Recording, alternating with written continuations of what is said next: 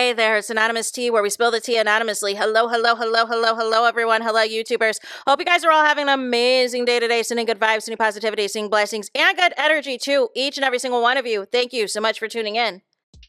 So, anything I say is alleged and in my very, very personal opinion. This is for entertainment purposes only. None of this is personal. The Copyright Act of 1976 is in the description box. Some meat and potatoes, some housekeeping items. It is free to follow me. Free to follow me on this channel, Anonymous Tea. Free to follow me on my other channel, Anonymous Tea Podcast. There is new content over there.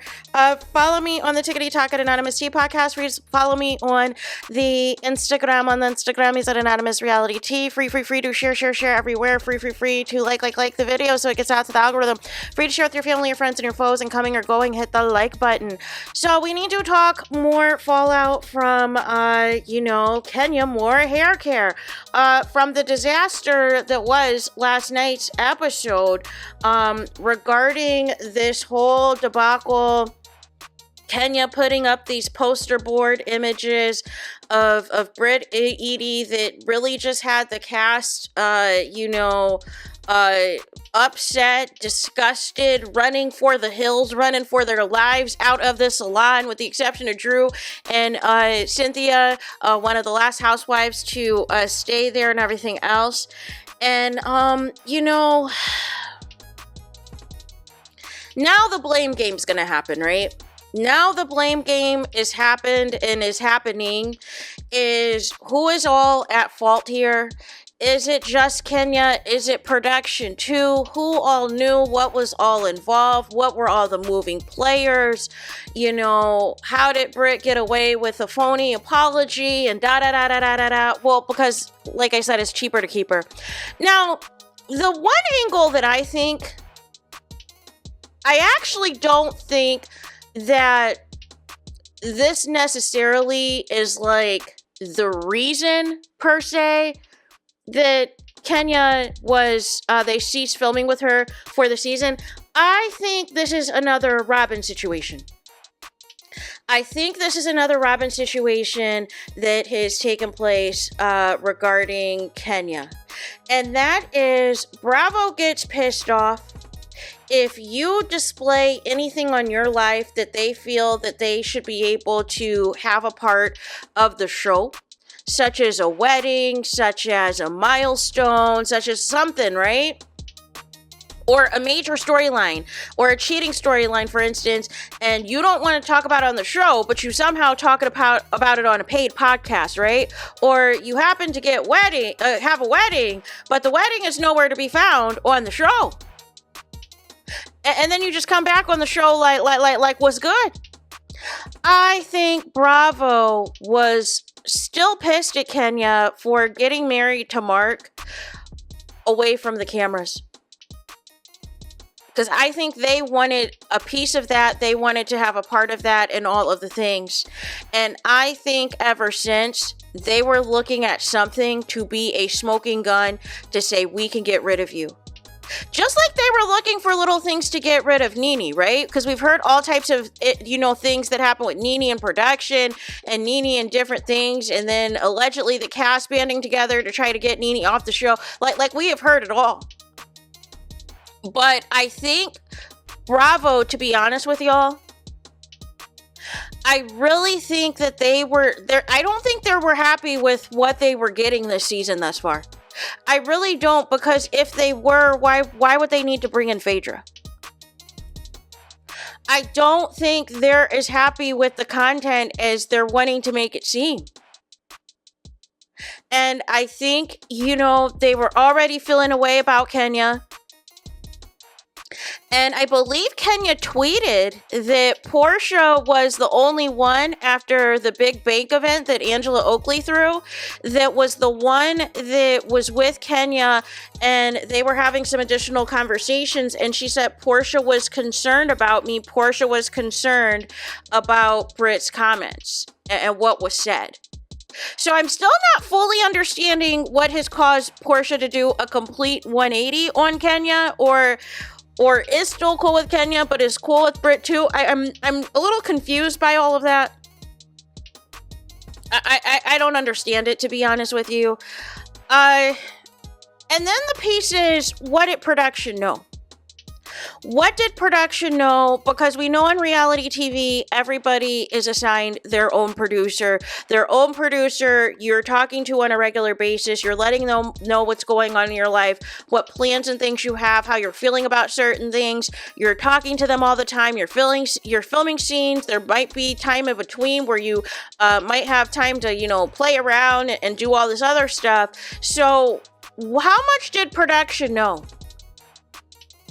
Did Kenya show production in advance these postcards?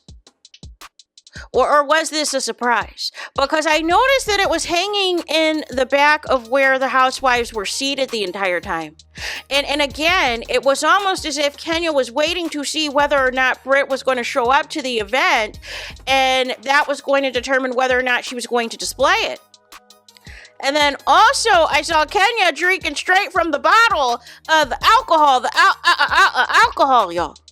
No. Like, I just feel like there were just so many wrong things that have happened. And I know people are like, well, why wasn't Britt let go if you've also let go Kenya and da-da-da-da-da? Well, Andy has confirmed, as well as Cynthia, that there was an investigation. That there was an investigation into Britt's comments, and there was an investigation into Kenya and what Kenya did at her hair spa. And their determination was Britt can stay on the show and Kenya cannot. But I feel like even with all of this, I feel like, okay, what was the, gotcha, the smoking gun? What was it?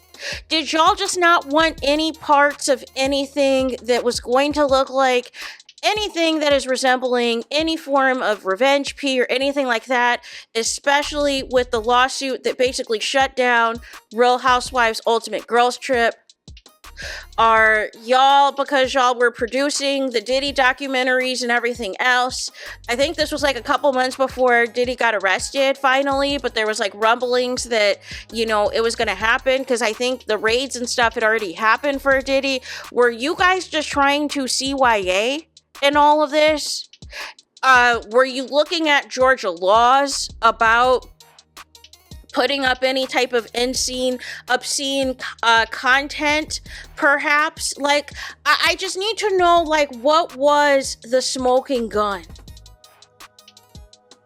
Right? Because people are going back and forth as far as whether or not Britt had an OnlyFans, whether or not there was illicit content that was on there in advance and everything else. But my question is, I have some questions though, with that being said as well. Some of y'all keep saying this was open to the public. I feel like we're all a part of the public, and I was not aware of any of this, right? So who really is aware of all of this is my question. Who really had an idea about all of this that is going on? And that is where we start to get into some gray areas. Who knew what? Who authorized this? Or you're trying to tell me production was completely in the dark? Or are they only reacting because they saw the reactions to everyone else? But the other side of it that I don't understand as well, right? Because we talk about RAPE gate a million times over. After that has happened on this show, why would we ever follow it up with showing illicit photos of anybody in this cast? For what? For what?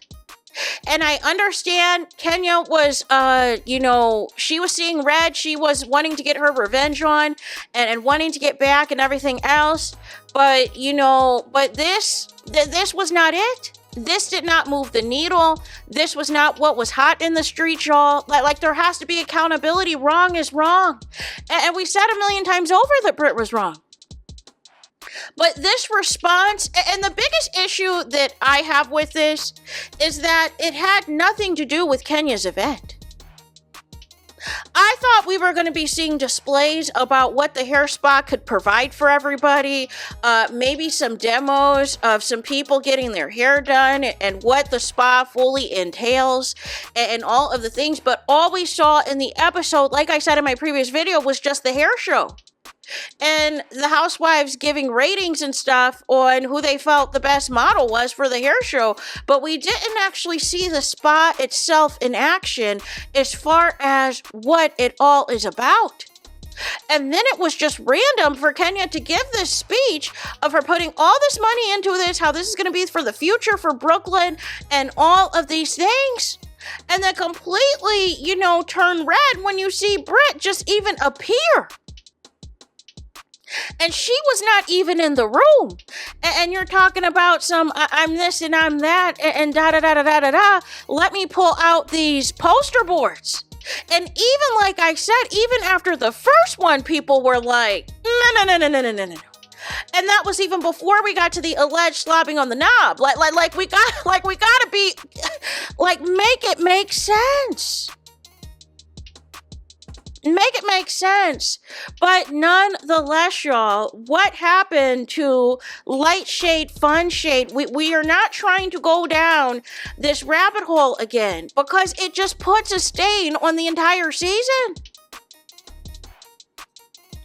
And we are aware of Kenya acknowledging the threats that Britt made and everything else. And this was in part why she was doing the retaliation that she was doing. But we still don't have anything from Bravo's end as far as what entailed the investigation.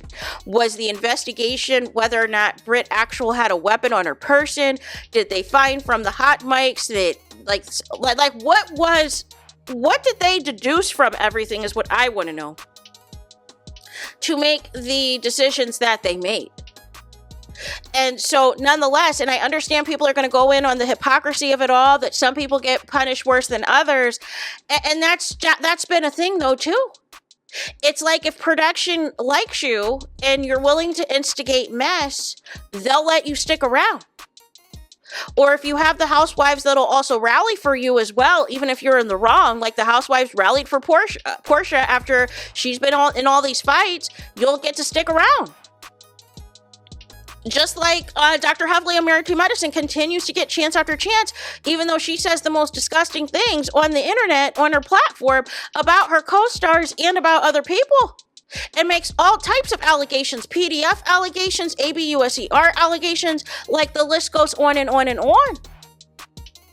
But I really think it's more about some of these relationships than it is anything else. And I think they like to make an example out of you if you are too big for your britches, or if they feel if they want to find a way to cut you, you're making too much money, if they feel that you're too rude and disrespectful, and they're trying to find a way to get rid of you and everything else, that they're going to find a way, and they're going to use something to, ensure that your departure is going to take place sooner than later. Like, I just feel like, again, right is right and wrong is wrong, but what is the missing piece of the puzzle? What was this investigation?